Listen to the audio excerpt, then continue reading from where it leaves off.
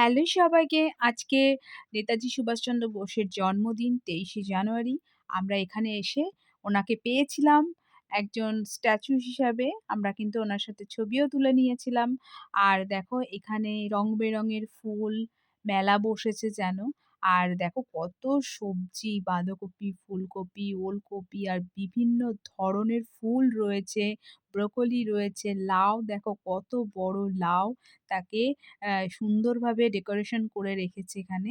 আর দেখো বিভিন্ন এই যে মূলো রয়েছে আর বেগুন রয়েছে আর রং-বেরঙের ফুলের মেলা বসেছে এখানটায়।